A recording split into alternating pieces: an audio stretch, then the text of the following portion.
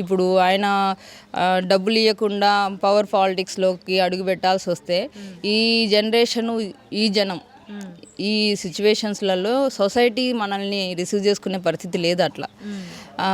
పాత తరం ఆయన టైంలో చెల్లింది అది.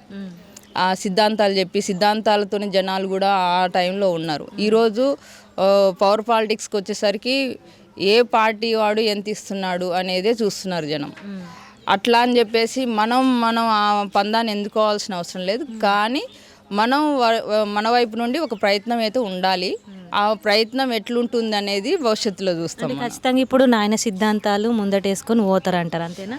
నాన్న సిద్ధాంతాలు కునికి పుచ్చుకోవాలి, బట్ ఆచరణలో ఏం అనేది రాజకీయాలు అసలు ఎక్కడ చూసినా కూడా డబ్బు లేని రాజకీయాలు ఉన్నాయంటారా? ఒకవేళ మారుతుందా ఈ వ్యవస్థ?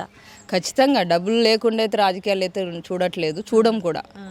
మళ్ళీ ఆ తరం రావాలి అని అంటే ఈ జనాలు ఇసిగిపోయి మళ్ళీ మంచి అనేది చూసి మళ్ళీ మంచి నాయకుడిని, నిజాయితీ గల నాయకుడిని ఎంచుకుందాం అనే పరిస్థితిని మనలాంటి యువత తీసుకురావాలి.